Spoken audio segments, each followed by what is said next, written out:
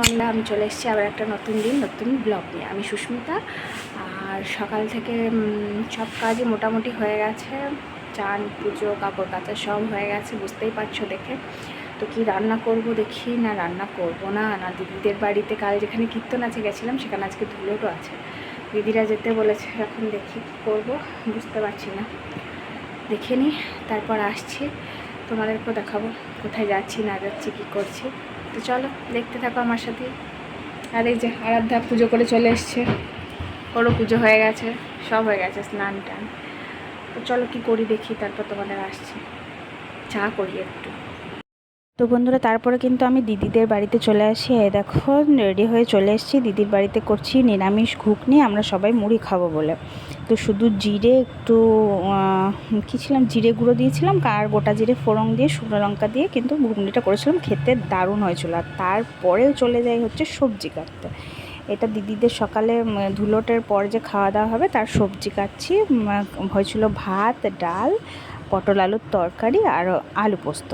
তো দিদি যখন উঠে যায় এরপরে আর আমি সবজি কাটতে বসি, প্রায় অনেকক্ষণ সবজি কাটা হয়। তারপর বাড়ি এসে কিন্তু চলে এসেছি, এসেছি মুড়ি খেতে।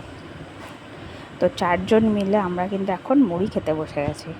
খাওয়ার পর অনেকক্ষণ দিদিদের বাড়িতেই বসেছিলাম, আর মঙ্গল এসে একবার শুয়েছিল, ভূমি আমার কাছেই বসেছিল, দিদি বসেছিল, আমরা সবাই রিল্যাক্স করছিলাম ওই টাইমটা।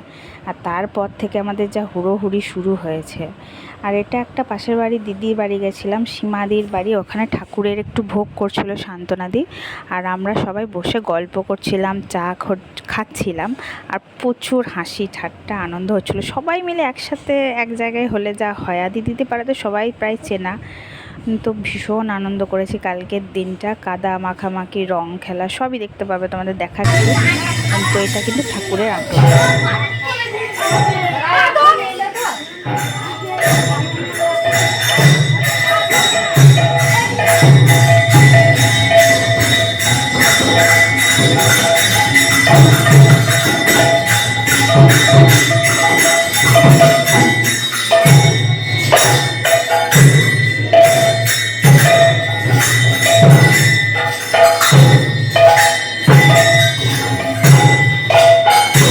আর এখানে কিন্তু গোয়ালপাড়া থেকে প্রায় 12-13 জন চলে এসেছিলো ধুলোট উৎসবে নাম কীর্তন করার জন্য। তারপরে আমরা একটু তুলসী পাতা জোগাড় করে খাবার যেগুলো হয়েছিল সেগুলোতে দিই, বা ধুলোটের আগের যে প্রিপারেশনগুলো সেইগুলো কিন্তু কমপ্লিট করি। প্রায় ধুলোতে বেরোতে বেরোতে 2টো বেজে গেছিলো, এই যে সবাই নাম কীর্তন হচ্ছে।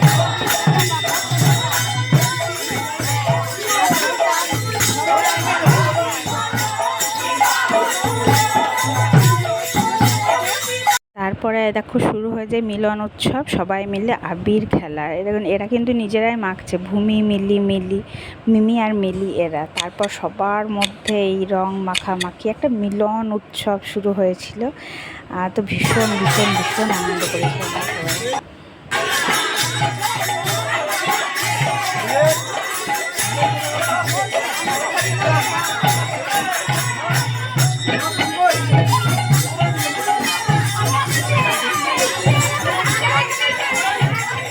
এখানে কিন্তু কোথাও আরাধ্যাকে দেখতে পাবে না, যেই ওকে একটু আবির মাখানো হয়েছে ও খুব বিরক্তি হয়ে গেছে, ওর মুখে চোখে আবির লেগে গেছিলো, ও কিন্তু এখান থেকে চলে গেছিলো।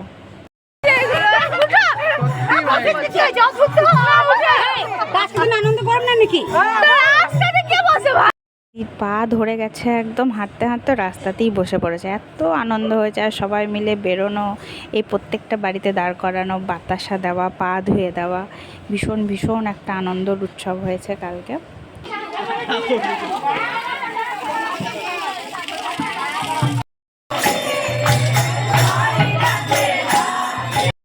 ওখানে জল দেখলে না, ওখানে কিন্তু কাদা মাখামাখির প্রিপারেশন চলছিল। আমি চান টান করে ভাত খেতে চলে এসেছি, ভাত, ডাল, আলু পোস্ত আর পটলের তরকারি হয়েছিল। কিন্তু খাওয়া দাওয়ার পর আমাকে কিন্তু চান করাতেও কেউ শোনেনি, আমাকে কিন্তু আবার কাদা মাখানোও হয়েছিল। তো দেন আবার চান করতে হয়েছে। তারপরে আমি কিন্তু চান টান করে প্রায় 5টার দিকে বাড়ি চলে আসি। আর এই যে বাড়িতে আমি শুয়ে পড়েছি, একটু রেস্ট নিচ্ছিলাম বাড়িতে, কারণ সারাদিন এত হাঁটাহাঁটি কাজকর্ম এদিক ওদিক করা হয়েছে, তো ভীষণই টায়ার্ড ছিলাম। তো সন্ধ্যেবেলার দিকে চলে যাই একটু মেলার মাঠে, একটু বসি, কারণ আবার ছিল দিদিদের বাড়ি যাওয়ার, ওদের রাত্রে আবার প্রসাদ বিতরণ ছিল। তো ওইখান থেকে চলে যাই মেলার মাঠে, বেশ খানিকক্ষণ বসেছিলাম, আর ওদের বাড়ি থেকে আসতেও বিকাল অনেক লেট হয়ে যায়। তারপরে চলে যাই দিদিদের এখানে, দেখো সবাই মিলে গল্প করছি।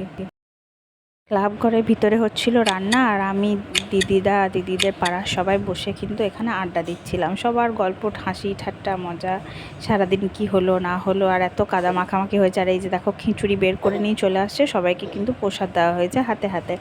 তো প্রায় আমাদের বাড়ি আসতে আসতেও কিন্তু 10টা 10:30 হয়ে গেছিলো, তা ওখানে খাওয়া দাওয়া করেই এসেছিলাম। তাও আজকে ব্লগটা এইটুকুই থাকলো, কালকে দেখা হবে আবার অন্য কোনো নতুন ব্লগে। টাটা।